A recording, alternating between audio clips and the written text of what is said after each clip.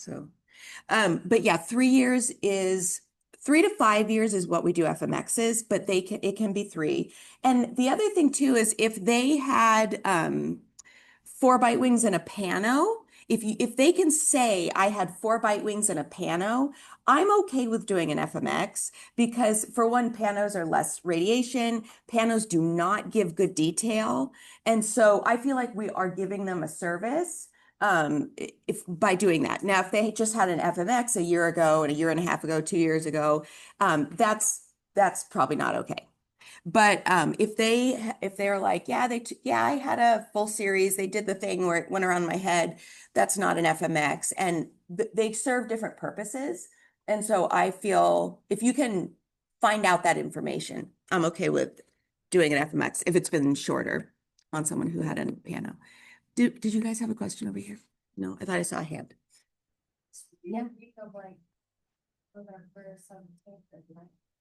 It's week 14 and 15 are our live patients. So there is no other lab that day. So if you have your live patient on week 14, you're done with lab after that. If you have and there is no lab on week 14 if you bring in your live patient on week 15. So those 2 weeks the time is squarely set aside.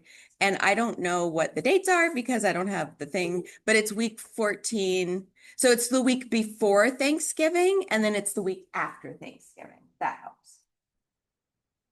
Yeah.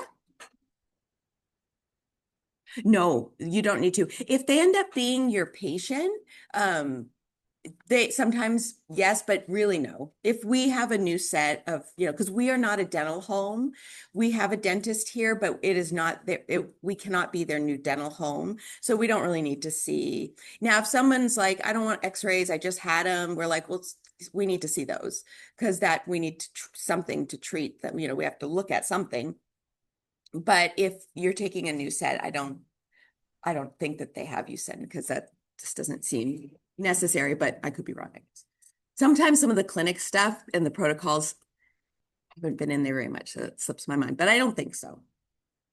Okay. I just wanted to put that bug in your ear, and we can talk way more about it. Every week we can bring up stuff, but then I also send out information to you guys for you to look over. So you think about it as it's coming up.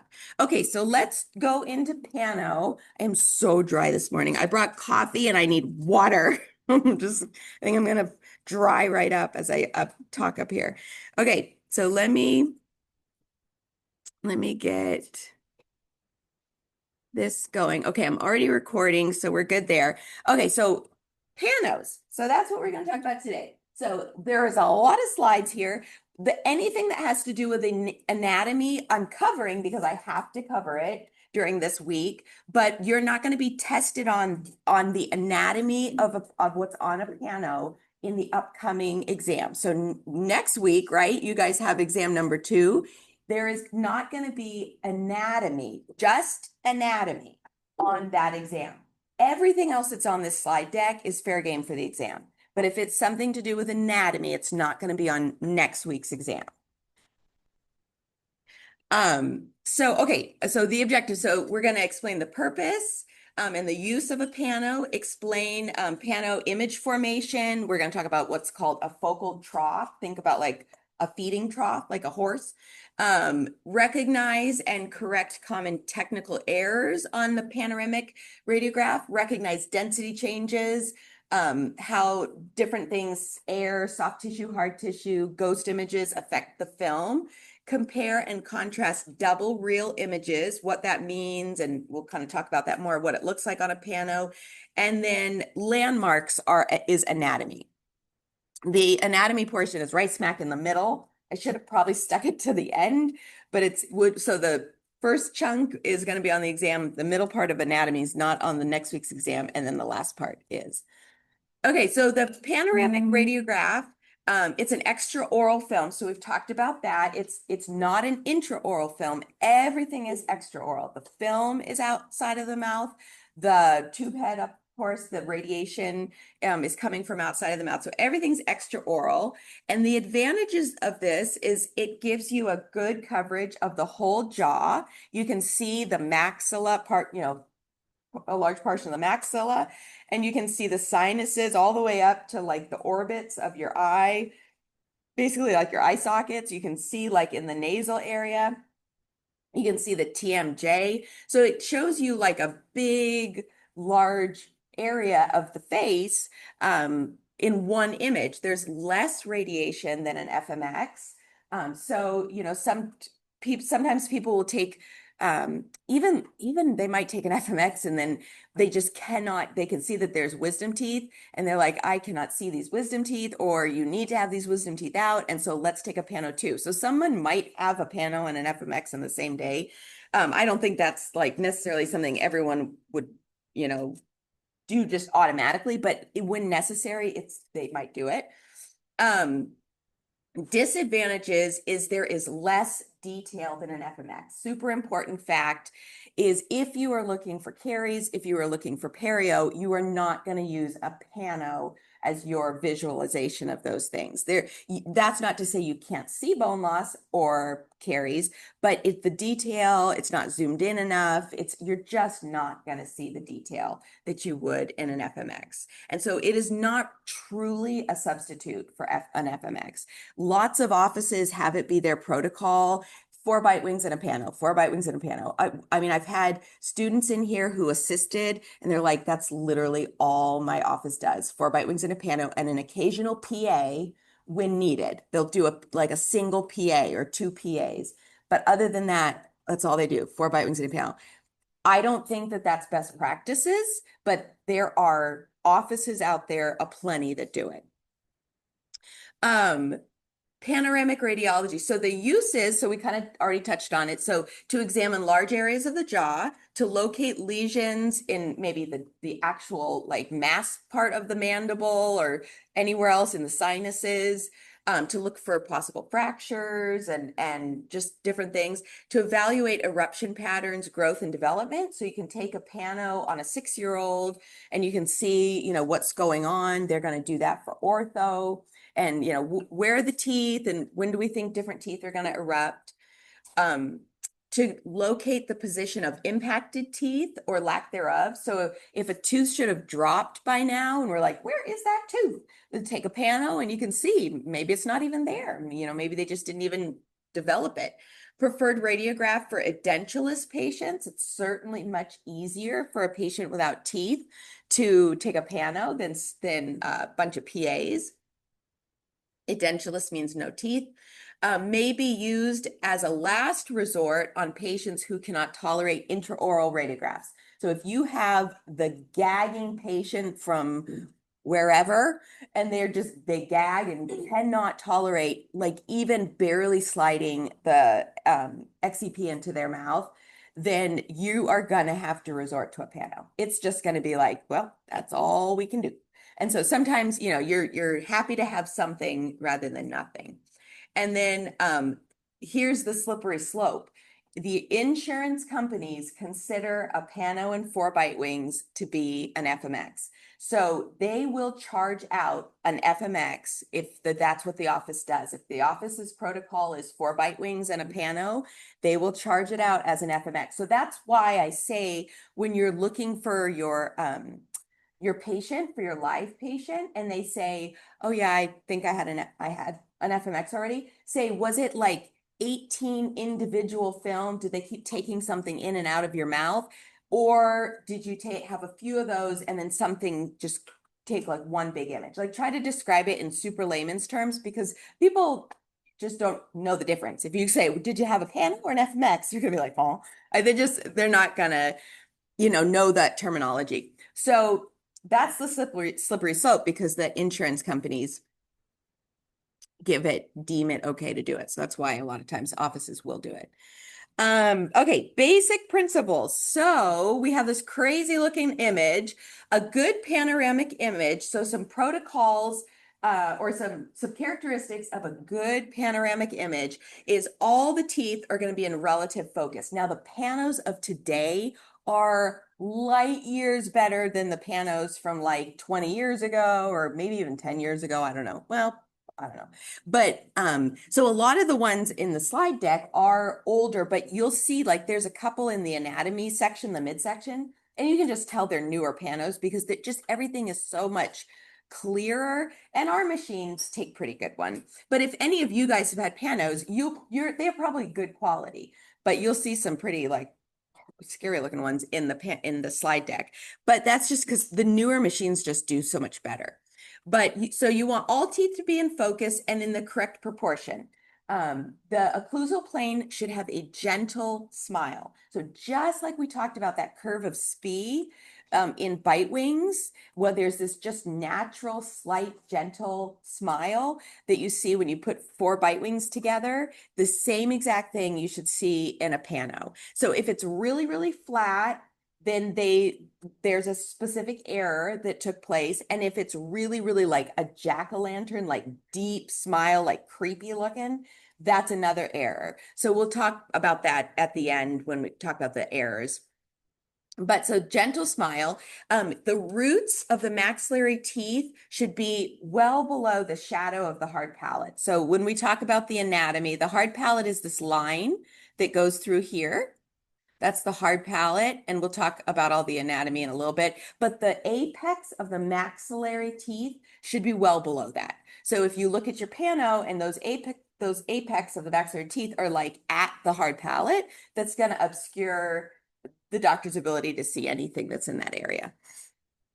And hopefully there would be no artifacts. So no nose rings or earrings or eyeglasses or, anything like that. Now, the truth is that, the younger generations, they love their facial piercings. And so you're almost always going to see very often offices have just come to compensate, and a nose ring or, something like that tragus piercing or the thingies up here, all the piercings. They're more used to it. So, back in the day, it was like nothing, no piercing, take everything out. But now dentists are a little, as long as it's not going to obscure something that they have to see.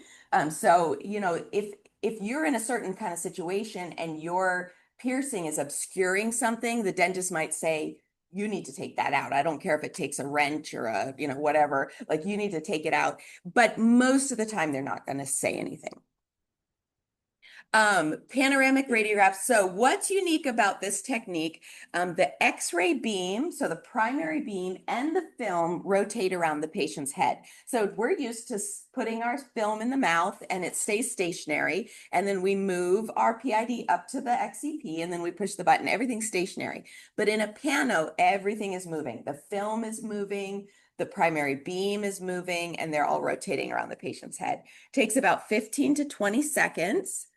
And there is a horseshoe shaped region that says 3D horseshoe shaped region that is the only area that is in focus. Everything else is going to look a little bit distorted and blurry. Well, very distorted, actually, when you think about like your face. But everything's going to look a little blurry, except the teeth should look in good focus. And that's because when you set your patient up in the pano machine, you're putting them in a specific spot so that they're in the focal trough. They're in the area of focus. And the rest of it is kind of blurred out. So this is what the focal trough looks like. It's like, like an imaginary. It's not like you're literally going to see a horseshoe shaped thing. It's invisible, but it is an area that the best place to place the patient so that your teeth don't look distorted. So it's wider in the back, wider around the ramus, and it gets a little bit narrower as we get to the anterior teeth. And it's critical that the patient is not in front of the focal trough. So when I say in front, I mean this way. So if you see my little wiggly arrow, that's in front of the focal trough. And it's also important that they're not biting behind the focal trough. So back here. So that's how I'm determining front and back. And that's important because people can get confused. Like, is in front like I haven't bitten on it yet, and behind is I've gone past. But the way I'm describing it, and the way the textbook describes it too, is if you bite past the focal trough, if the patient goes into the machine too far, they're in front of the focal trough. And with that, when we talk about errors and stuff, we go into a little bit more detail. But I just wanted to highlight that this is being inside the focal trough, and then you can either be behind or in front. And positioning is crucial. Okay, so combination of a rotating beam and a film to give the most accurate portions in both the vertical, so both vertical dimension up and down, and horizontal. Now, there's nothing you can do, literally nothing you can do about opening contacts on a pano. There is panos that take bite wings, and oftentimes the contacts are pretty good. You can set, it's a setting, and you can be like, just bite wings, please, and it'll be like, you know, and then it'll come over here and on the other side. And so you can do that. And I don't know. I've never done that routinely in a practice, but I know it exists. And I think the contacts can be sort of, you know, be pretty good. And then maybe someone would have to take a single film if they couldn't get a contact open. The vertical angulation is set to this negative. So remember how bite wings, you're slightly positive, so you're coming at a slight downward angle. The pano is a slight negative vertical angulation. So the beam is lower down toward the back of the head, and the beam is coming up slightly at a 4 to 7 degree negative incline. So that's the vertical angulation, and that's just set on the machine. Maybe on the break, I'll go grab them so that you guys can look at them. But most people will have updated to digital panos, but pano machines are very expensive. I think they're over $100,000. And if you want, you know, a fancy one, I'm sure it's more. And so most people will, you know, if it's a younger dentist and they want all the new stuff, they'll probably buy one for the practice. But if it's an older dentist that's going to retire in 5 years or something like that, and they have like a film, legit, like real film, they might not want to invest, you know, 100,000 or whatever it is into a panel machine if they're about to sell their practice and retire. So in my opinion, and this is just an opinion, I think you're the most likely of old school films that you're likely to see could possibly be a pano machine. Now, I'm sure the majority is still digital. Yeah, highly likely that you'll go out there and it'll be digital. That's what we have in our clinic. But if you work in certain areas, certain practices, you may, if it's an older dentist, perhaps, I'm just saying it's a possibility. And so that's why I leave this in here.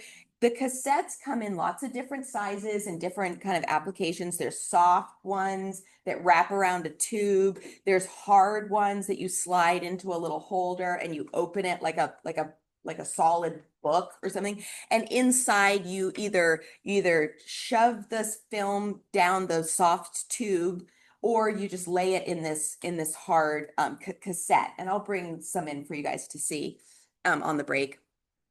And then you have to be aware of orientation, which it says, you know, slide this side in first. You know, you would have to be trained on it. So any panel machine that you use, whether it's a digital, whether it's like an old school film, they're gonna train you on it. When you're going to the practice, you're gonna be like, oh, I've never used this one before. And they're like, oh, okay. And then they'll show you. And you guys are gonna be so adept at like just learning new things. It'll not be a big deal. You'll pick it up in a day.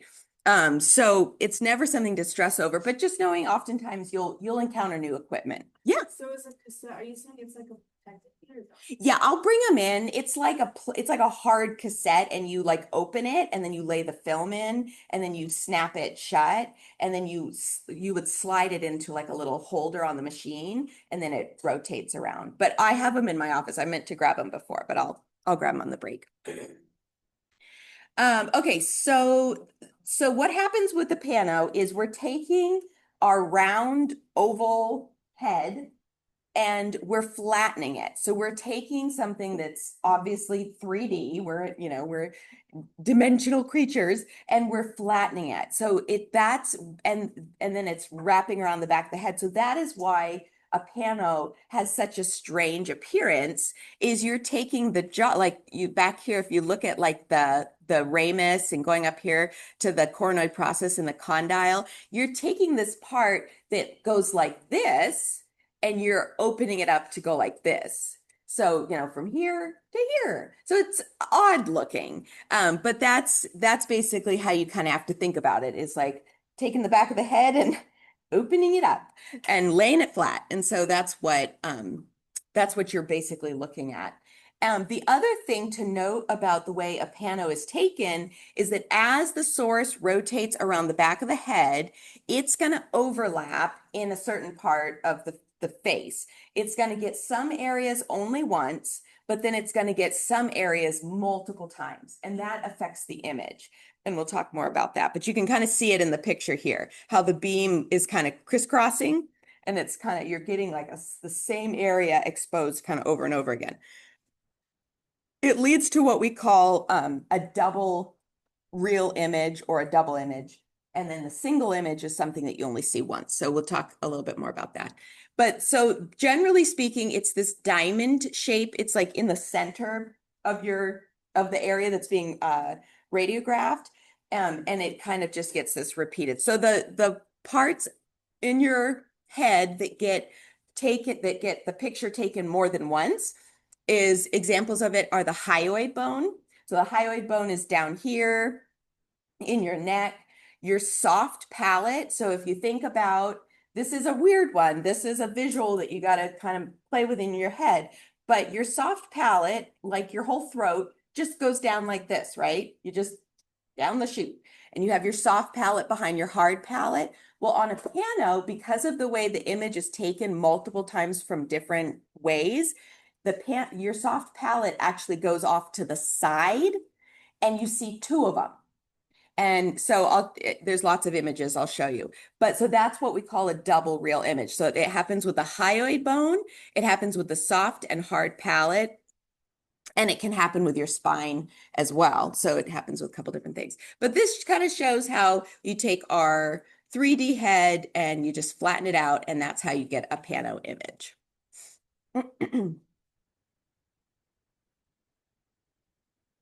Okay, so examples of a double real image. So the first one here is the hard palette. So this is hard to see on the projector. Hopefully you can see it a little bit better if you have your own slide deck pulled up. But for one, we only have one palette that just goes straight down our throat, or the palette doesn't go down the throat, but the direction, the direction of the palette. We only have one hard palette, but it shows up in this sort of double image from right to left, and then also from top to bottom. So the bottom black arrows are pointing to the real image of the hard palette. And then you can sort, it's hard, this is a little grainy, but there's a little bit of a break in between. And then on top, you have a ghost image or a double real image. So the palette is not that thick. It should not come up that thick. So you're not looking at just one big thick palette. You're looking at one image, there's a little bit of a break, and then you're looking at the double real image on top. Now see how if we follow the hard palette, both to the right and the left, if we follow the hard palette, we see what kind of almost looks like a little tongue here, and then like a little tongue here. See that? That's the soft palette. So it makes sense if you think about your real mouth, you're going to have your hard palette, and then you follow your hard palette back, and you have your soft palette. And so that's another example of a double real image. So it looks like you have two soft palettes going off to the side, but you really just have one going down your throat. So the soft palettes on the side and hard palettes across. Yep, the hard palette's across the teeth, and the soft palette is going to be a continuation of that hard palette. That's how you know it's the soft palette, because you can locate your hard palette, and then you have these little dangles off to the side of the soft palette. Okay, so the cervical spine. This one is really shows the cervical spine like majorly. But so it looks like there's two spines. There's one over here and there's one over here, but really we just have one spine. So that's another example of a double real image. So it just picks up the image as it's going around back behind the head, and it picks it up twice and it puts it on either side of the film. A ghost image is another, I mean, it's, you can't totally say it's an error because you get ghost images of things in the mouth. But we call it an error if someone left their earrings in or their, denture or glasses or something like that. But the ghost image is basically something that is usually quite radiopaque. And so it ends up getting a projection across. So it picks it up so that as the X-ray beam picks up your earring here, it projects it across and it shows it on the opposite side of the film. So if you have an earring over here, this earring is going to show up on the opposite side of the film. And this earring over here is going to show up on the opposite side of the film. And it's because of the nature of how the primary beam is coming around behind and it's going through those areas. So it projects it. So when we look at it here, here's these big old hoop earrings here and here. These are, some kind of a metal hoop earring. And so this on the left side, this hoop earring here this is its ghost image. And then this hoop earring on the right side, this is its ghost image. So this can happen with other things. This actually is a ghost image of the spine.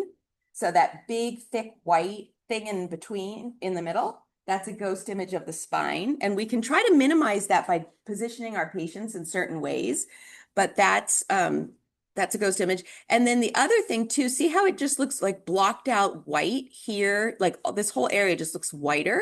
There's like this line you can see here and a line you can see here. And it just looks blocked out. You're actually getting a ghost image of the angle of the mandible. So the curvature here is going to show up a curvature here, and it's going to be a little bit more blocked out. And then the curvature of your angle of your mandible here is actually going to show up over here.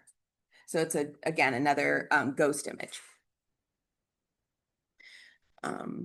And then technically the hard palette is also considered a ghost image because like I said, half of it is only the hard palette, but it's reflecting it across the pano. So not only is the hard palette a double real image, it's also a ghost image as well. Yeah, in all of the x-rays. Yeah. You didn't know specifically what things show up as those?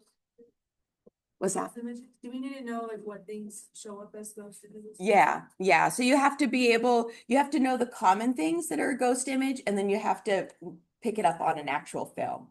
And I know that sounds super daunting. You're like, this doesn't even look like anything to me yet. And so I totally get that. But a lot of times we look at lots and lots of pictures, we practice it, and also it tends to become more clear the more you look at them. And some of these are pretty distorted. So some of these are extra hard to look at just because that's what they had for examples. So the main ones are like cervical spine, heart. Yes. So what it says on the PowerPoint for sure you want to know. So you want to know, like, you can have a ghost image of earrings. You can have a ghost image of piercings or whatever. You can have a ghost image of the spine, of the hard palate. So yeah, you definitely need to know those kinds of things for the exam.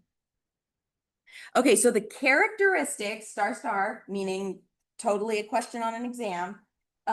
Characteristics of a ghost image, they're always larger than the original. Always larger than the original. They're always blurrier than the original. They're always on the opposite side than the original thing that's being x-rayed. They're always higher up. And then they're always closer to the midline. So that varies, they're not necessarily on the, like right at the midline, but they're closer to the midline than the original thing. So it's not a mirror image, it's a ghost image.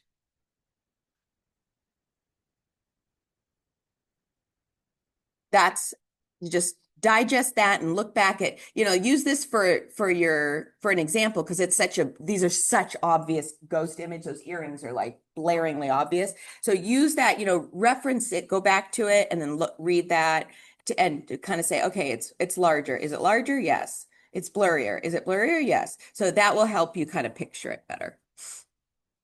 Okay, so the top image is a ghost image of the hard palate.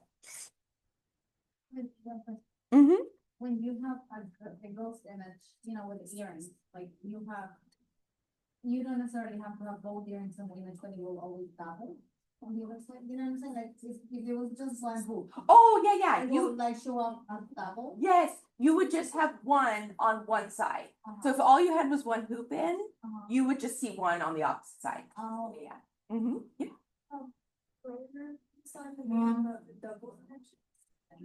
Did I say that the top was the double image?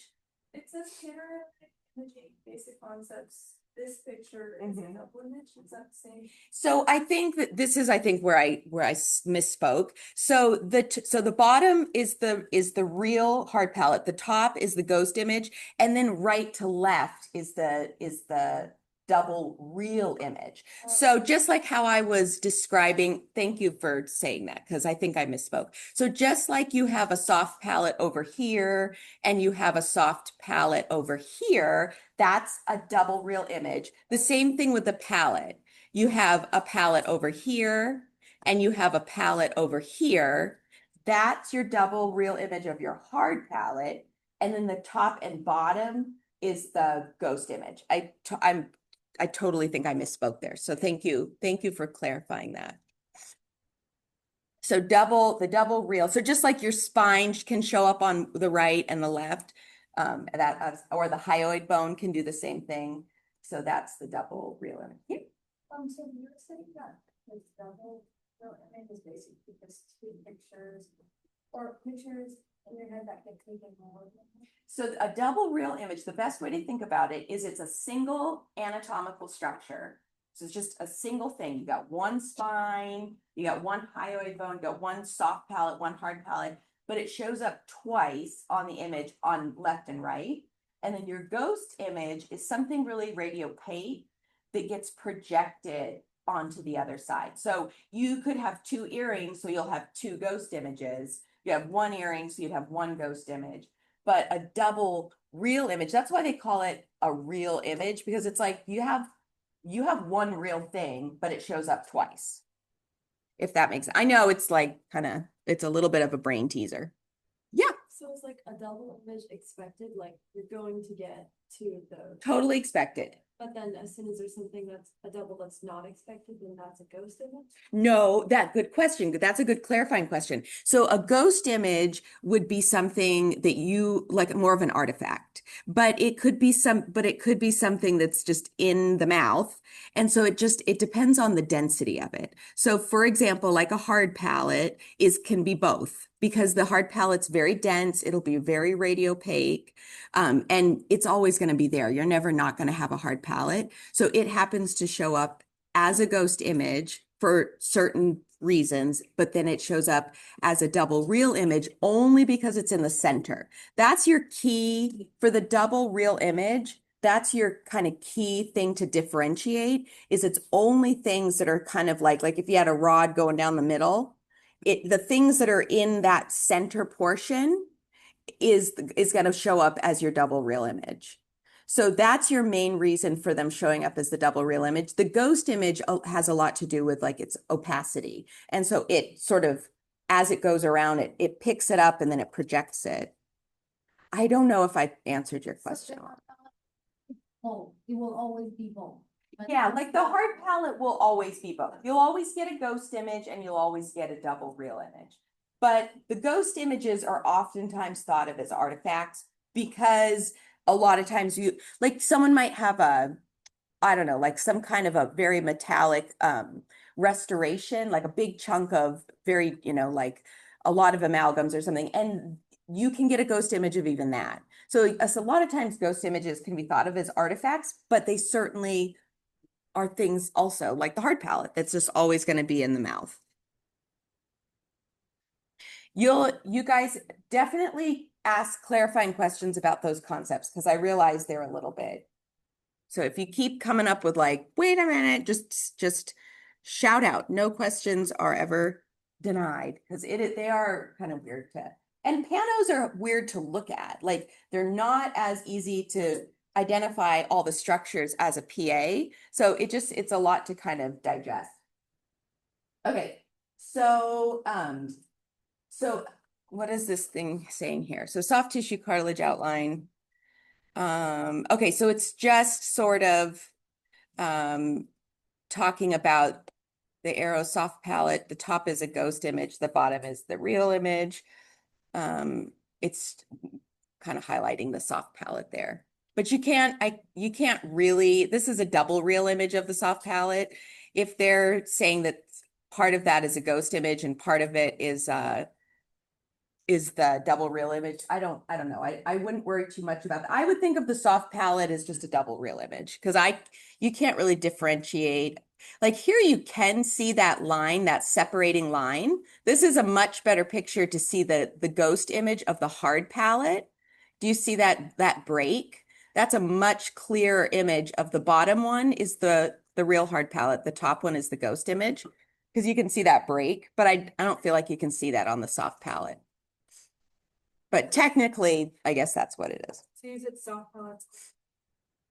Where'd you say it? This is the soft, the black arrows are pointing to the soft palette.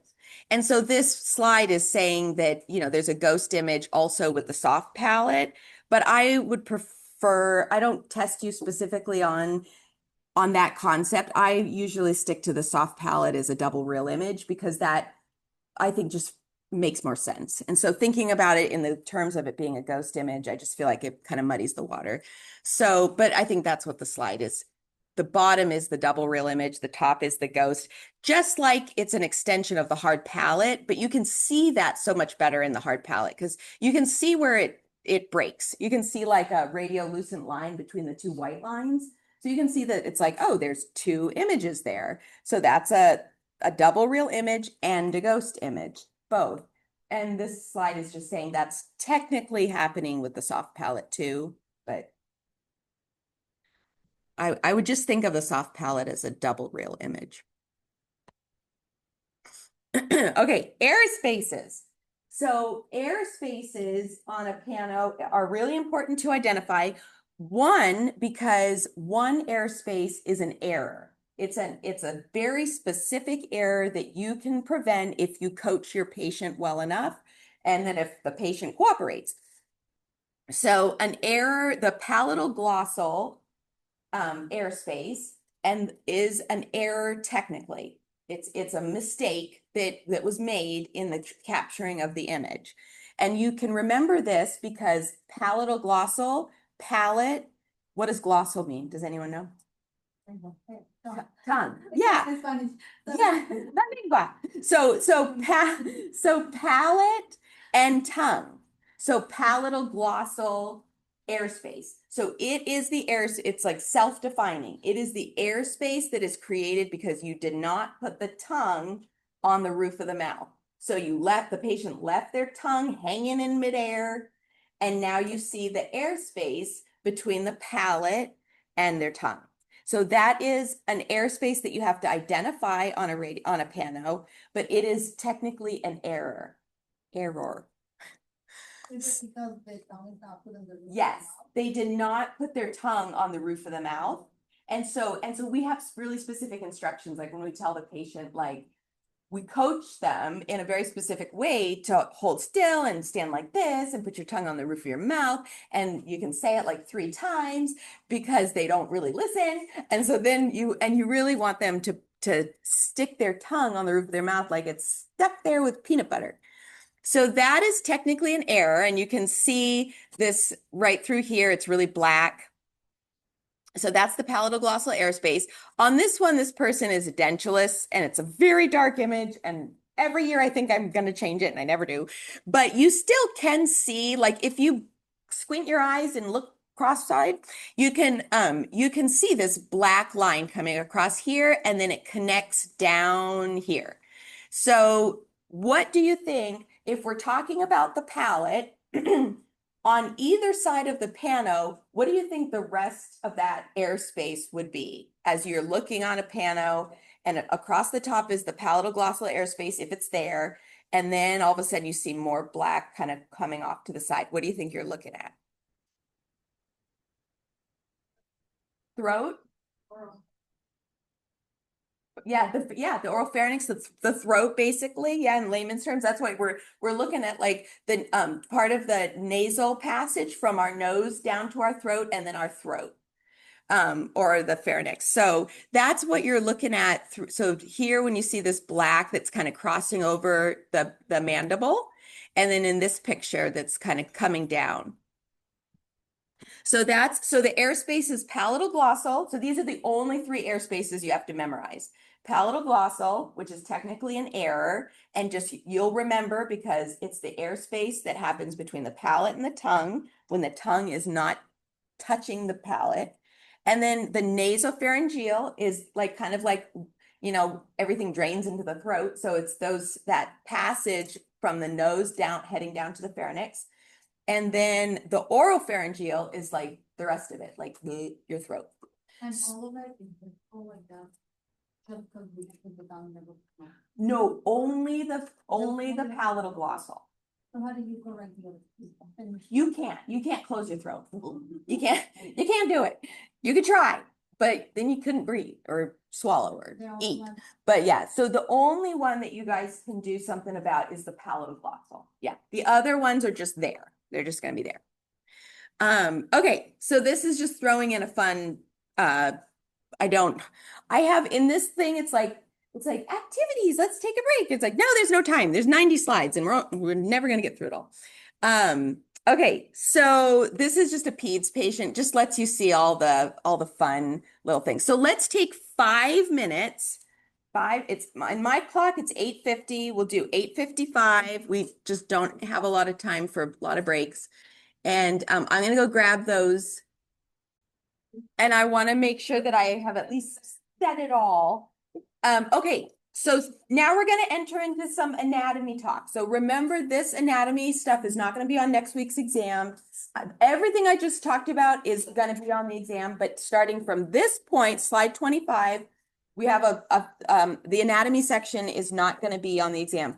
I am going to run through this very quickly. I'm literally just going to point out things. We're gonna, I have lots of activities. There are videos that go over this again, point by point. They're already uploaded.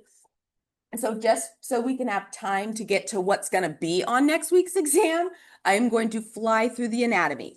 And I wanted to also give you guys really fast, make sure you get this app if you don't have it already. Get that app if you haven't. Sorry, you can't see it at all. Dental Panoramic Radiology. That does not show up well. It's an app. Yeah. Dental, what? Okay, get this one. Dental Panoramic Radiology. It's a really good app. It does not have everything on it that but it shows everything in a skull, and then you slide it, and then it shows the same thing on a radiograph. So, and there's a fair amount. There's surrounding structures, mandible, maxilla. There's quite a few things there that you'll need to study. And you might know of a better one. So share it with me if you know of a better app. But that one's pretty good. Dental, on the little app thing, it says DPR, but Dental Panoramic Radiology.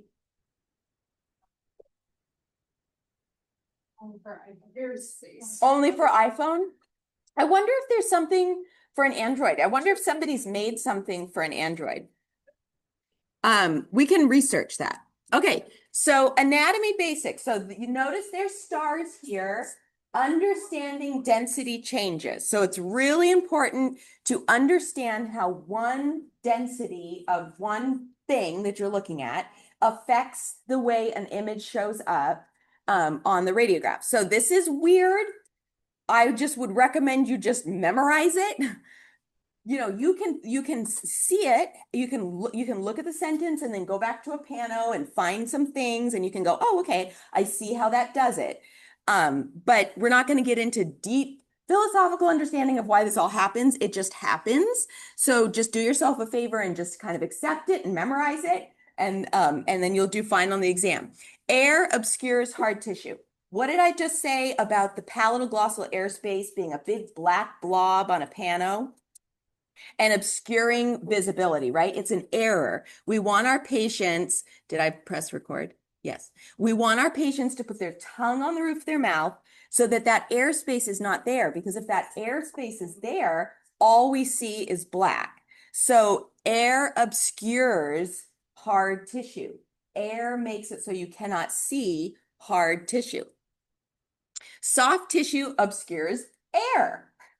So the soft palate, that little thing that kind of looks like a tongue that's hanging off of the hard palate, you'll see that go right through the oropharyngeal or the oropharyngeal, I guess, area. So soft tissue obscures air. Hard tissue obscures soft tissue. So if it's an area that doesn't have an airspace, the hard tissue is more dense and it will show up over soft tissue. Ghost images, which oftentimes are the most dense of anything, is just going to obscure everything. So if you have a big metal earring and then you have its ghost image, that ghost image is just going to obscure whatever is behind that. So that's just something you can think of it in practical terms, but you just have to memorize those because there are questions on that. When you, just to like clarify, when you use the term obscure, you mean to make it look dark. No, obscure is like hidden. It hides, it's like it obscures the rest of it. So all you see is the airspace and it obscures whatever else is there. It hides it. Yeah. Now I'm just, okay. So a few minutes ago, I said that anatomy is, I do not believe, I believe that this concept, make yourself a big old note. I think that this concept is on the exam next week because it can't be on the landmark exam. The landmark exam is not multiple choice. And so I do believe that this slide 25, is going to be on the exam next week. So now from 27 forward is going to not be on the exam because this is all strict anatomy. So I cut off, I got a little bit ahead of myself. So slide 25 content will be on the exam. Okay. Anatomy. This is a real, I have these exercises where I have like this picture just blank without any of the anatomy written in, and we can do exercises in lab. Next week, when you guys are in lab, when Professor McGee's there on Monday and when I'm back on Wednesday, we'll be doing this. So just make sure you bring your laptop when you're at the table. This will help you to kind of fill it in. But these are all areas. I'm not going to go one by one because I got a bunch of slides where I can kind of show some stuff. But these are all different areas of anatomy that you're going to have to start becoming familiar with. And the only way that's going to happen is if you get a list of what you know you need to find and you start looking at lots and lots of pictures. You just have to look at more than one example of whatever it is, because sometimes a styloid process shows up really well on a pano, and sometimes a styloid process is completely unseen. You don't see it at all. So you just have to look at lots and lots of examples. So there are a few examples, and I'd like to clear this up in lab, and I'll probably make a fresh video just because I know exactly what I want you guys to know. But there are a few things that I don't test you on the landmark, like the mastoid process back here. The mastoid process, I don't have that on the landmark exam. The number 7, the pterygoid fossa, I don't have that on the exam. So there's a few numbers that students are always like, what about this one? I'm like, oh, don't worry about it. I don't have it on the exam. But most of these are going to be on the exam. So let's start looking at a few things. So number 1, that's such a bad picture. There's way better ones. I'm going to skip it and I'll see if I can find it. The external auditory meatus is basically like your ear canal. And usually what you're going to see is you're going to see a little black circle. Like it's going to look like about a P, and it's basically like your ear canal. And in that same area, sometimes you can actually see the soft tissue of the ear And in that same area, you will see the styloid process. This is just not a good image for it. It's just so washed out. I don't even know why they're pointing, but I have other ones that are better. Number 2 is the zygomatic process. And this is this internal like J shape right here. It's this black arrow is pointing to it. So you have the zygomatic process here, and then you have the zygomatic process on the other side over here. So this is the zygomatic process on both sides. It's just this white line, kind of looks like a J. Number 4 is the orbit. It's basically just like your eye socket, and it's above the maxillary sinus. So sometimes we get confused, people will get confused between the maxillary sinus and the orbit, but what the orbit is higher. Just think about your face anatomically. Your eyes are going to be above the maxillary sinus. Number 5, in this area, the hard palate is obscuring it quite a bit, but you have the anterior nasal spine, which is just a little V shape down toward the bottom. And then you have the septum that goes straight up between where the fossa would be. So the spine is just a little V shape.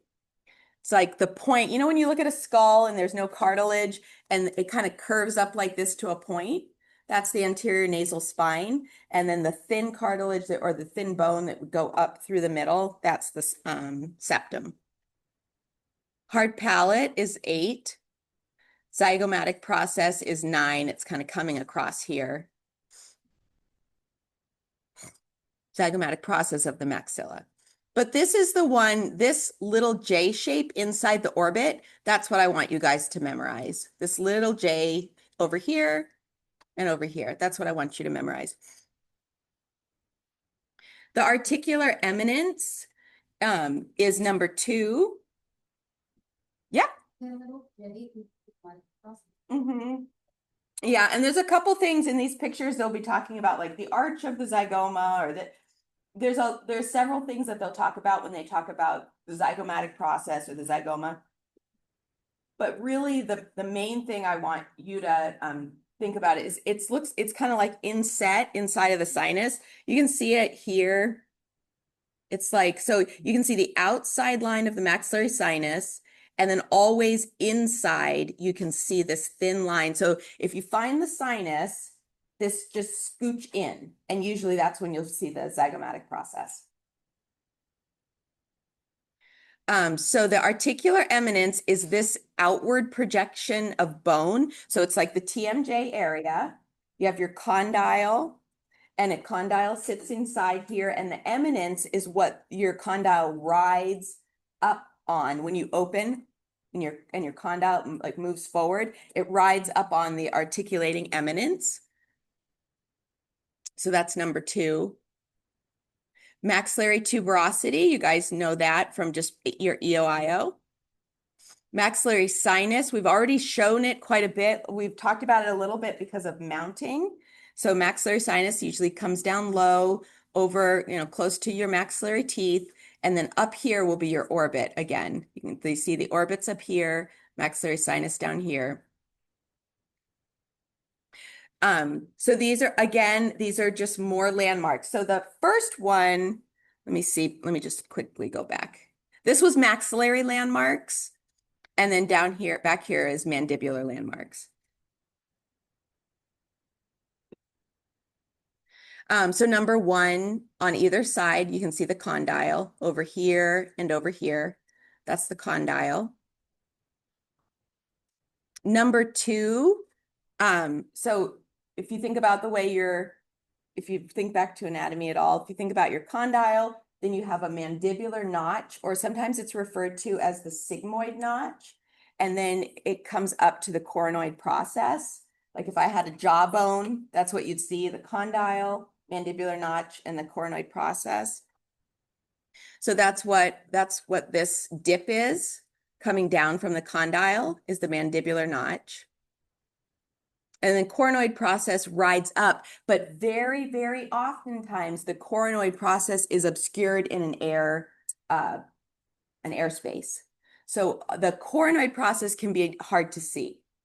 But if you kind of follow it, you just, you see the condyle and you kind of follow it. Sometimes you can see it a little bit, but it can be hard to see. The mandibular foramen is going to be that area where it's the exit of where the nerve comes out. The mandibular canal opens down here and it opens up the top and then it kind of terminates down here at the mental foramen. The mental ridge is sort of the thickness or the height of bone of your chin. And then the styloid process, this one, okay, so you guys are going to have to squint your eyes and kind of look cross-eyed, but believe it or not, over here we have the soft tissue of the ear. This is like the lobe. This is like the bottom part of the lobe. You have some of this opening area of the ear over here. And inside, it's not inside the ear, but it's back here. And your ear is like in front of it, anatomically, is the styloid process. And it looks like a little sword.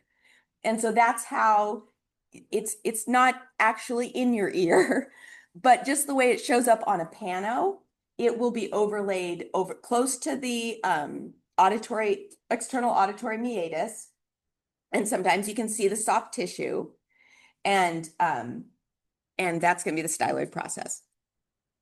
Okay, mandibular canal runs from the top, the opening up here.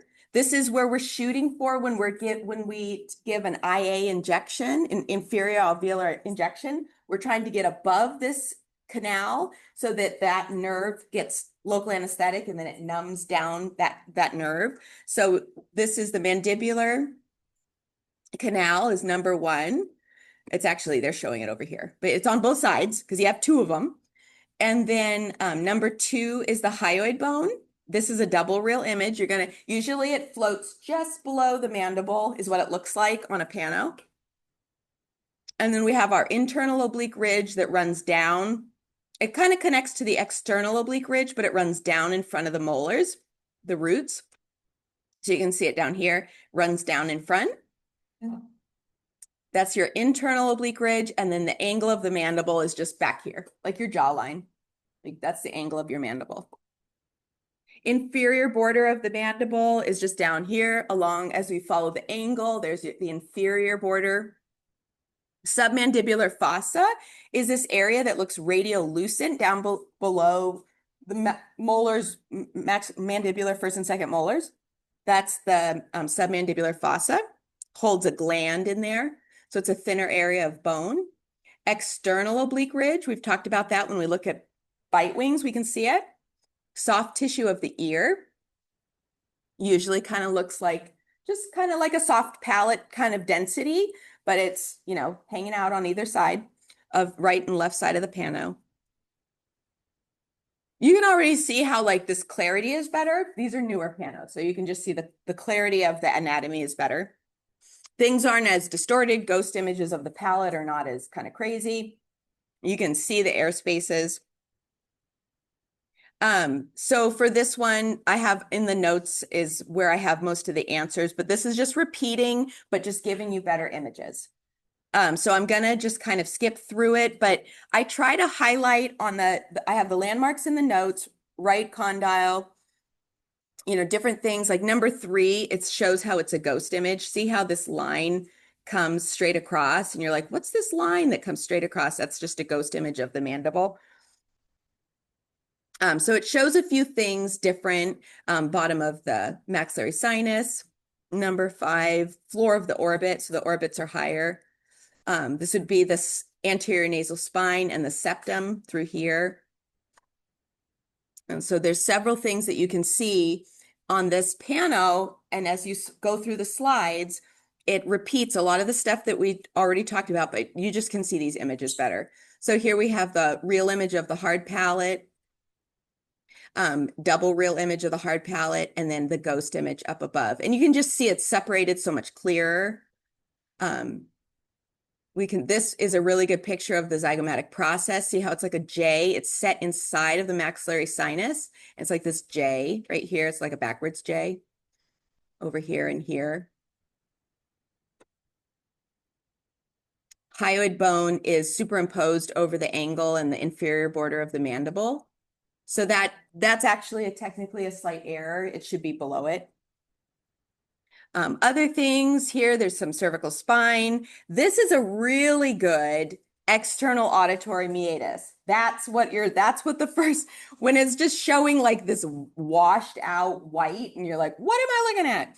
This is where the external auditory, I've lost my mouse. This is the external auditory meatus. See, it looks like just a dark like P, and you get it over here, external auditory meatus. Then there's some parts of the ear. You can kind of see like this rough outline of like, just what your ear looks like and the lobe down here. The styloid process is harder to see, but that's some of it right here. And on this one, it's a little bit harder. You don't always sometimes you get something show up really good on the right, but not on the left, or maybe you won't get it at all, or maybe you'll get it good on both. And like I said, it is just repetitive studying and looking, studying and looking. There's no other way around it. It's just memorization and familiarizing yourself with the images. This is a really good lobe of the ear. And look at this line inside the lobe. That's a very elongated, and over here too, that's a very elongated styloid process. And look at this crazy dark area here. That's a very obvious external auditory meatus. So see how it just shows up really good on some pictures and like not so good on others. So you just have to look at lots of variety. The hyoid bone is really obvious here. Now, do you guys think that this looks like the position of the patient was right, or does it look like maybe they did something a little different? It looks a little deep, right? Like a little like jack-o'-lantern. So their positioning is a little bit funky.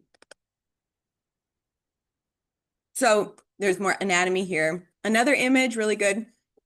This one has a really, really nice palatal glossal airspace. This is an error. It stands out really, really clearly. You can see this dark space that's right below the palate. Here's the palate kind of winged out. The palate is winged out like that because the patient had their chin down too far. And in a minute, we'll go to errors.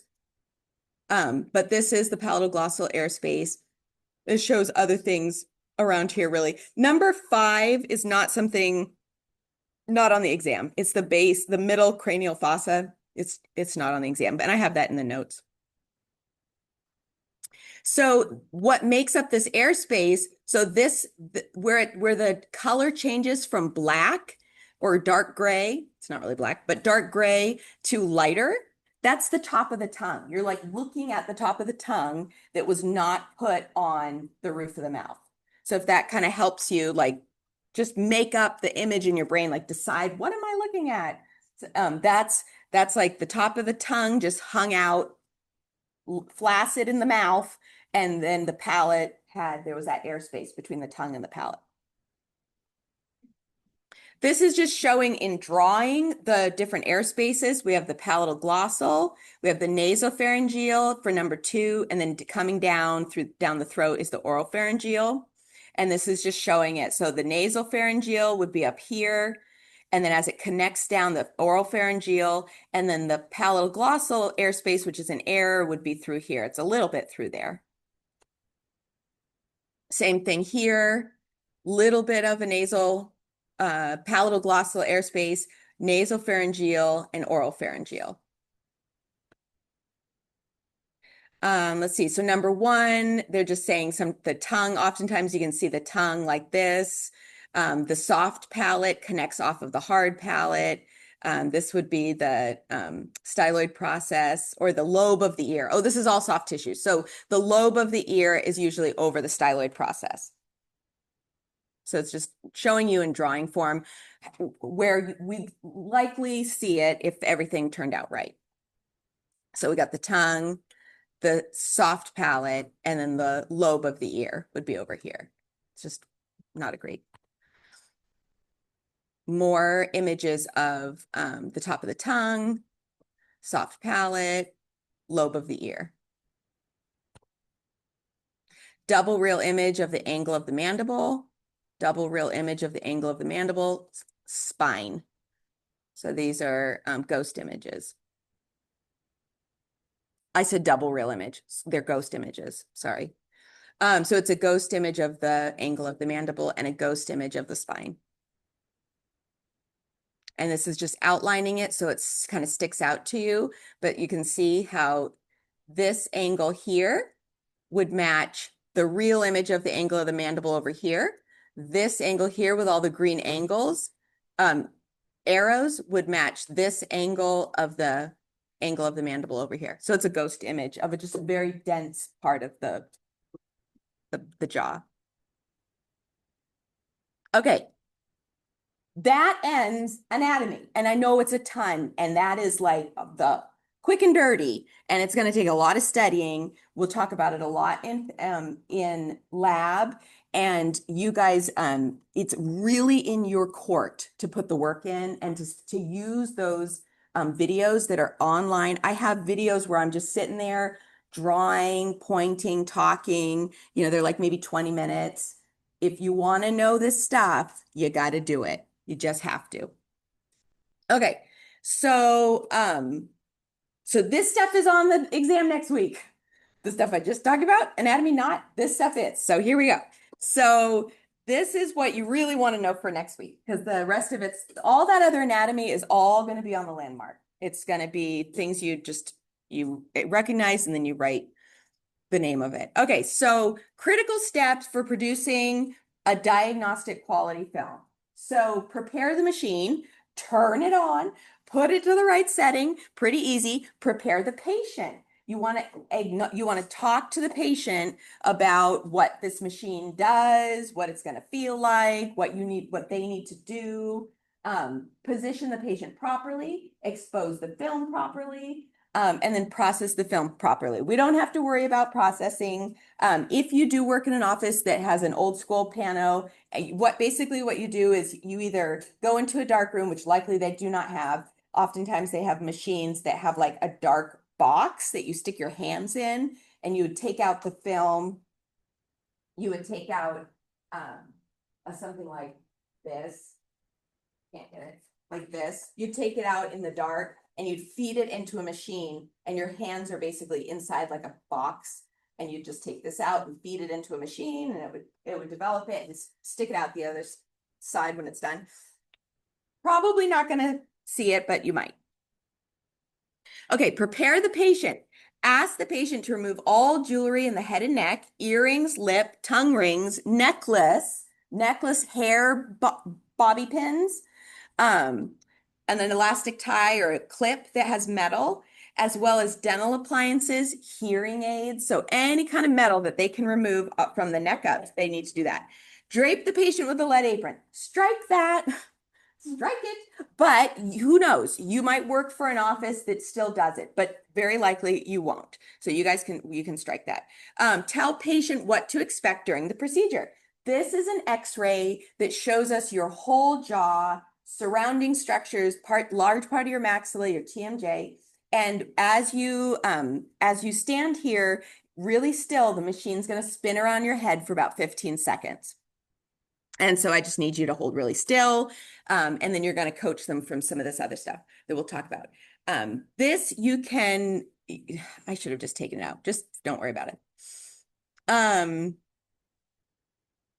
Position the patient correctly. So it's really important that they're on that focal trough in just the center. We don't want them in front of it or behind it. So we're going to show pictures on how you get them just in the right spot. You want their occlusal plane to be fairly parallel to the floor. So when they're in the machine and you have them smile, biting down and smiling, their occlusal plane should be roughly parallel. It could be slightly, their chin might come down a little bit, but in general, you want it to be mostly parallel. You want the midline, so right down the middle between their eyes, between their two front teeth, you want that centered. So when you look in the mirror and there's a light that's going to follow straight down the middle of their face, you want that light to track between their two front teeth.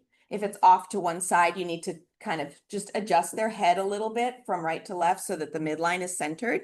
You want their spine straight, and you want their tongue plastered to the roof of the mouth for the entire time that you're taking the X-ray.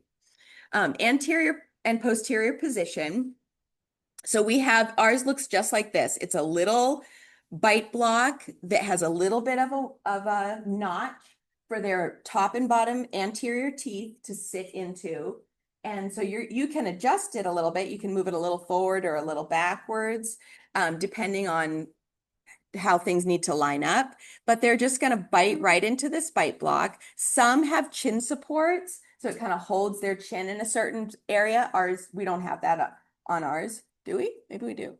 But we do have the bite block. I know that for sure. I think we have a chin rest. They rest their chin on ours. So teeth must be in the focal trough. Patient bites in the groove. And then the mid-sagittal plane is vertical and the head should not move. So that once the patient is in there biting, we have them hold on to the handles. That should be it. They should not be moving once we start exposing the film. Okay, so this shows a little bit better the detail of what I was talking about for the bite block. So this is exactly what we have. Ours looks just like this. It's probably a picture maybe from our clinic. And so the notch is back here. You can kind of see it a little bit. The notch is back here. So this patient is biting in front of the focal trough, and that's going to result in their anterior teeth looking shrunk. So they're going to look smaller. More of a problem in the anterior than the posterior. You're not going to really see that so much in the posterior. It's going to be more obvious in their maxillary mandibular anterior teeth. They're just going to look tiny. It can also cause the ramus and the spine to be superimposed. So when we get this big, thick ghost image of the spine in the center of a pano, that's because they stepped too far into the machine and it picked up more of the spine. So that's why we want them to be just right. So this is the spine over here, and this, you can see a ghost image of the spine in the middle. When teeth are behind the focal trough, that's what it will look like. So here's our little bite slit that we want to bite our teeth into. If the teeth are behind it, then we're going to get bigger, blurrier teeth. You're mostly, again, going to see it in the anterior region, but that's the effect. You're going to get just kind of wider, a little bit blurry. So more problem in the anterior. Condyle can also be off the borders of the image. So the condyle, this portion up here, this is our condyle on either side, and it can be off of the image. And normally we want to see the condyle. The occlusal plane, so radiograph shows a gentle smile if the occlusal plane is correct, keeps roots of the maxillary teeth away from the shadow of the hard palate. So we just want a gentle smile. Sometimes your picture is going to come out a little flat. The biggest thing you don't want is a very super deep, that means their chin was down too far. If it's flat or if it's inverted, their chin is up way too far. So we kind of want just this gentle smile line. Occlusal plane, so patient's head tipped down too far if you have this kind of creepy looking jack-o'-lantern smile. Excessive curve of the occlusal plane, the condyle is off the top of the image. So we're going to, oftentimes you'll lose the condyle. So if you want to, this is my like super silly way to help you remember that what happens. If you touch your face, if you grab your face and you move your chin down, everything goes up. So if you do this and you go, everything goes up and you look kind of creepy. If you touch your face like this and you look up, everything goes down. We don't like that. So that's how you can remember. Like, just like if you grab your face and you put your chin up, everything's going to kind of drag down. So you're going to get a frown. You're going to get like like upside down smile. If you grab your face, hold your cheeks tight and put your chin down, everything kind of goes up and gives you that creepy kind of jack-o'-lantern. So that's how you can remember the errors and what happens if your chin is down too far or your chin is up too much. Okay, so patient's head, occlusal plane, patient's head tipped down too much, excessive curving in the occlusal plane, condyle is off the top. Occlusal plane, patient's head is not tipped far enough. Occlusal plane too flat, image is distorted, maxillary roots are covered by the hard palate. So now we've lost the apex of all the maxillary roots, lost the condyle off the edge of the film. So chin up, everything kind of goes flat or even goes down.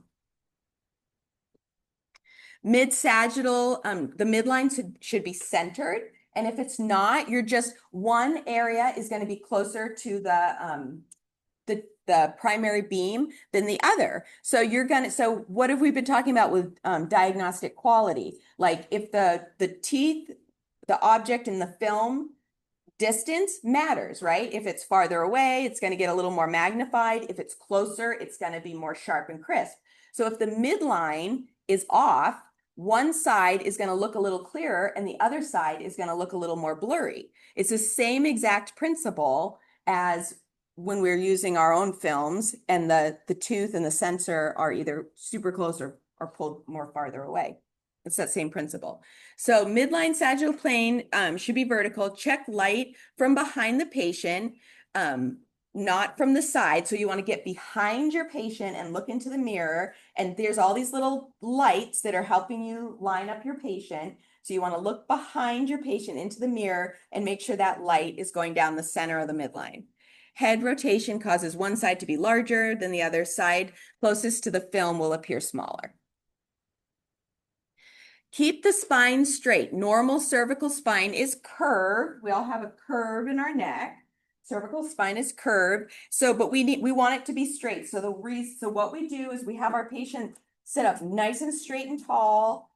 Some patients do have to sit depending on like what's going on with them, but we want them nice and straight and tall, shoulders back. And then when they go to hold on, there's these handles that they're going to hold on to. So when you have them hold on to the handles, have them cross their arms and hold on like this. It drops your shoulders. Like, I don't know if you can just see on me, but it drops my shoulders. So if you have them cross and hold onto it, it'll drop their shoulders down.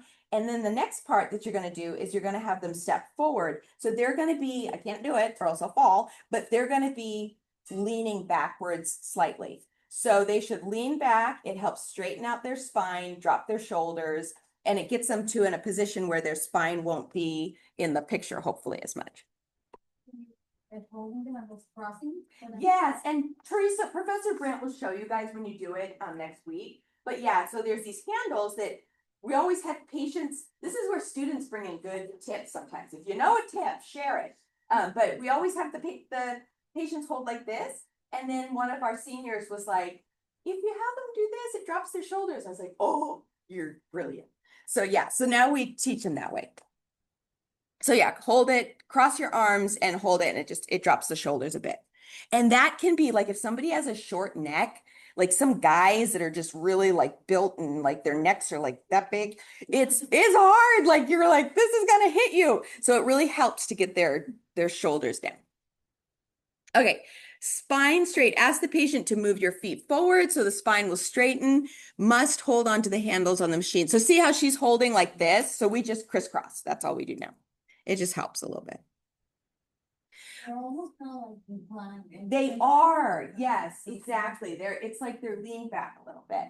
It's uncomfortable. The piano machine is an awkward, like it's not painful and it doesn't make you gag, so it's nice, but it's like this very like kind of awkward position that you're in for a few seconds. Okay, so we want this nice straight spine, no unwanted spine shadow. Anterior teeth are seen clearly. This is a beautiful pano. Look at how well you can see the ear. Like, look at that ear. Can you guys see it? That's a gorgeous ear. Look at the styloid process, external auditory meatus, like everything. You can even see the coronoid notch, the mandibular notch. I mean, it's just, you can see everything on this. This is like the best pano. I should have that just duplicated on all my slides. Get rid of all my ugly ones that you can't see. It's a really, compared to this one, like this one, you can't see anything. But this highlights, the reason why some of these horrible panos are in here is because it really highlights the errors.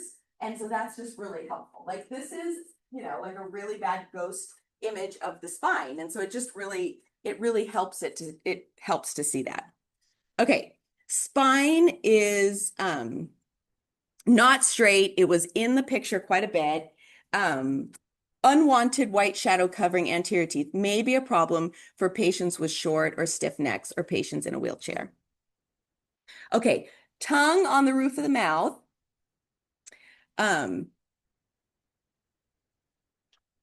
Okay, sorry, I got a little bit dizzy. Okay, tongue on the roof of the mouth. If I go like this, just come, someone like, someone catch me. No, I'm just kidding. I'll be fine. I just got a little dizzy. Okay, so tongue on the roof of the mouth squeezes the air out between the tongue and the palate. So we tell the patients, like peanut butter, holding your tongue to the roof of your mouth. So give them that visual and that will help them. Put like your tongue to the roof of your mouth, stick it up there like peanut butter is stuck to the roof of your mouth, and hold it there for the entire time that this thing is rotating around your head. So you want to really give them super explicit instructions, and that should help them. So this is what it's going to look like as a review. If the tongue is not on the roof of the mouth, you're going to have this really dark line, and it might not be that obvious. Like it might be, maybe they thought they were doing what you said and they put their tongue like kind of on the roof of their mouth. Like maybe they put the tip of their tongue on the roof of their mouth and it didn't like seal. And so maybe it's like just a little black line. So it doesn't have to be like super duper thick like that. It could be a little bit thinner. Okay, so here's some lines. These are some lines that the lights are gonna, just like this on our piano machine, the lights come on and you're gonna have this mid-sagittal line here. This is the front and back, like in the trough. This kind of helps you know if you're in the trough, in the vocal trough. And this is for our Frankfurt line. So we have these same lights on our machine. And the Frankfurt line is the one that we use to try and help us know if our patient is in the right position this way. So not to be too, too severe or too flat of an occlusal plane. So the Frankfurt line should be parallel to the floor. And in general, that's going to be the bottom of the orbit to the ear canal. So you're going to basically find like the bottom of their orbit and you're going to follow it back to the ear canal. So that's one way you can look at it. Everybody's a little bit different and everybody's anatomy is slightly different. So this, we give you two options, the Frankfurt plane, which is the bottom of the orbit to the ear canal, and then the ala tragus line. And the ala tragus line is the top of the ala of the nose to the top of the tragus. So that's another one. So you can use that as well. Okay, so expose the film properly, correct machine setting based on patient size, verify patient positioning, ask patient to swallow, and when they swallow, your tongue naturally goes to the roof of your mouth. So swallow and then hold your tongue up to the roof of the mouth. Pretend like it's stuck up there with peanut butter. Don't let it drop down for that whole 15 seconds that the machine is rotating around your head.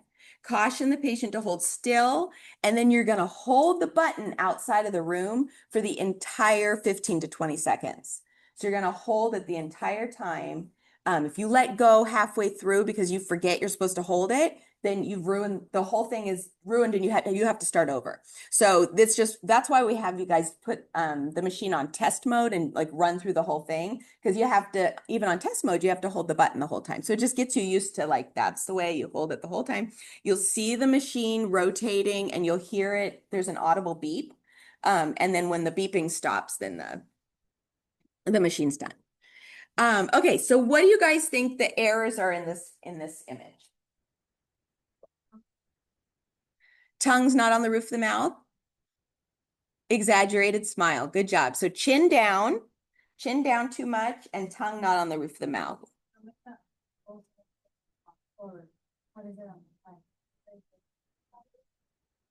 Oh, the hyoid. Yeah, that's a normal thing to see the hyoid. So this is a double reel image of the hyoid bone. It's a really nice, clear double reel image of the hyoid bone. And that's a normal thing to see. You can kind of pick up some other stuff over here that maybe that's a little bit of like the spine, a little bit of the ghost image of the spine through here because it looks a little bit white, but not bad. Like for the most part, this image I feel like is pretty clear. Okay, so here's another error. The patient moved in this really horrible looking pano.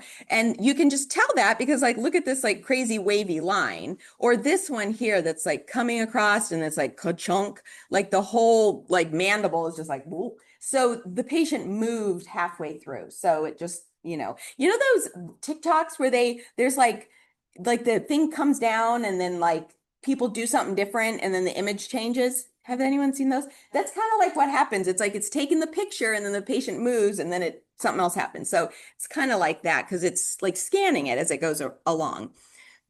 Um, okay, so so what was the error in this one? Can you guys tell what the error in this one is? Yeah. This one's just so silly looking to me. But yeah, there's dentures, but look at how thin. Look at how thin their mandible is. So the whole principle of atrophy, you don't use it, you lose it. If you don't have teeth in the bone, your bone resorbs. And so this person probably either they lost bone quickly because just of the way they're built, or they've just not had teeth for decades and decades and but I mean that is like crazy thin. What about this one? What error do you think happened here? It's not centered. Look at how it's so much bigger on this side. So this side was closer to the film, right? So they were turned in a way that side was closer to the film, and this side is all kind of like blown up looking and bigger. So that can also happen on a smaller scale. So really compare the size of teeth from right to left because this is exaggerated to help you like really see it, but that could happen on a smaller scale where these molars are just a little bit bigger than the molars on the right. So you want to kind of look at it. What about here?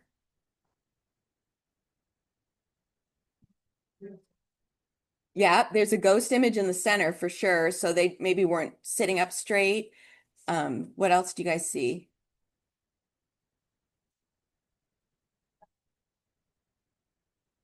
Like this down here? Oh, here? Yep, that's the ghost image of the angle of the mandible. Do you notice anything with the teeth?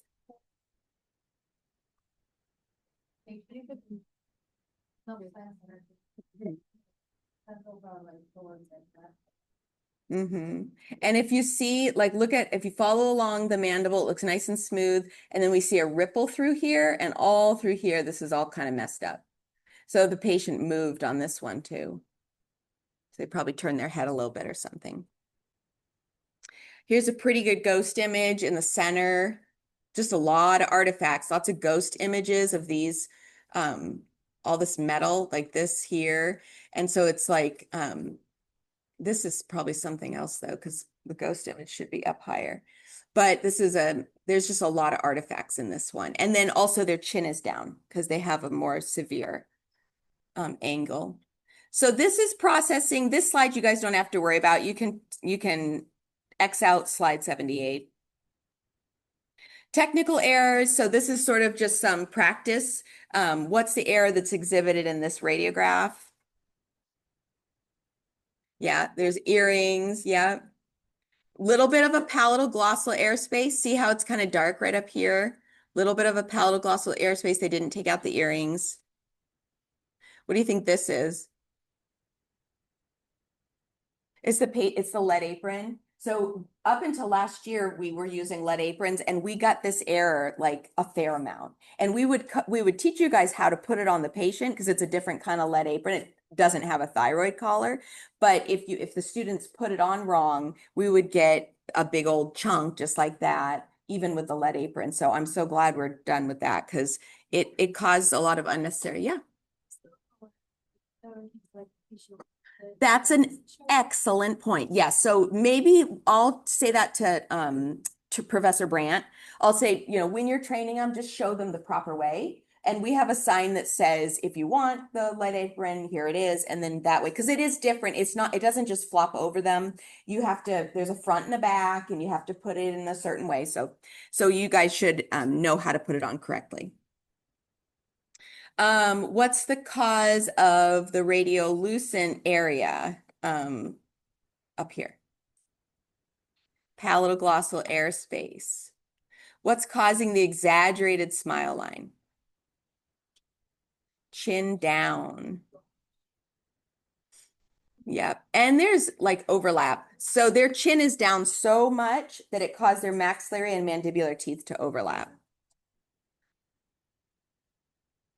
Anterior teeth appear narrow and small. So did they bite in front of the line or behind the line when they were in the focal trough? In front. Yep, in front. Yeah. For this next test, are you gonna put these images on here for the test? I do think there are a few images. Mostly it's still all multiple choice. I do think there are some pano images on the next exam.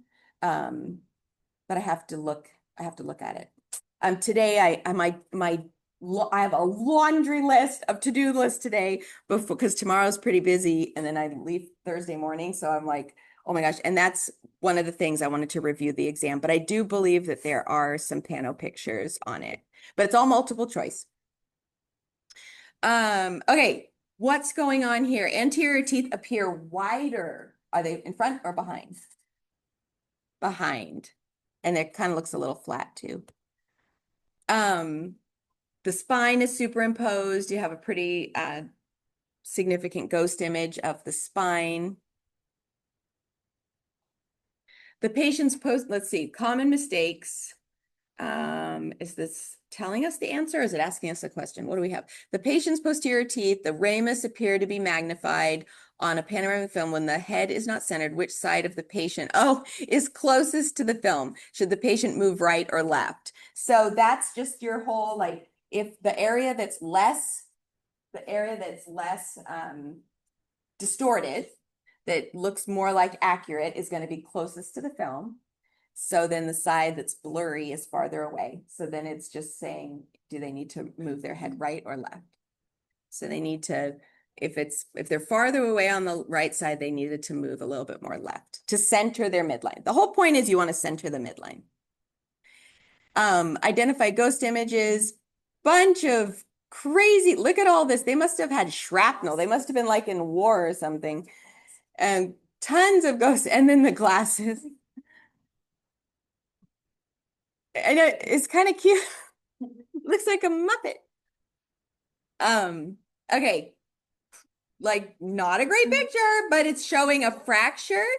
Do you guys see this fracture through here on the mandible? There's a fracture, and then this is movement. So that's why it's so important to get your patient doing the right thing because you don't want to mistake movement for a fracture or miss a fracture because the patient moved or whatever. So it's really important to get it all. I cannot believe we got through that PowerPoint. That was a bit. Yes. So if have an image that shows them tomorrow, does that necessarily mean it take a reshape? No, great question. So just because you have some of these errors, like a deep smile, maybe a little too flat, it does not mean that we're going to retake it. You may have to retake it. And so you need to point out those errors to your faculty and then discuss it with the faculty. So it really depends on the reason why you took the pano. But the main thing, I cannot stress this enough. I have seniors coming to me and saying, this is what's happening in senior clinic. And I'm like, you know what? You would win half the battle if you knew the errors that you made. Like just because some of those pictures don't turn out perfect, it's okay. I mean, things happen. But if you know how to identify your mistakes, that is by far, and you point that out to your senior faculty, by far half the battle. And then they'll, like talk with you. But that's a great question. You don't always have to retake them. Yeah. So for the exam, I was gonna say, we just kind of need to know like double imaging, ghost images, like orientation, but we don't need to know that. Yes. So all of the procedural stuff, anything that's procedural, like positioning your patient, ghost image, real image, like why, what obscures what, but actually naming specific anatomy, like this is the hard palate, this is the condyle, this is the, you don't have to do that at all on the exam. Just all of the procedural stuff. What's the focal trough? How does a pano work? It rotates around the back of the head. All of those kind of things are going to be on the exam, but not specific anatomy. You said it rotates from the back of the head, doesn't it rotate all of it? Well, it does, it starts on one side and it goes all the way around the back and then it comes over to here and then it kind of resets. So it doesn't go around the front. It Oh. just goes around the sides and the back. Mm-hmm.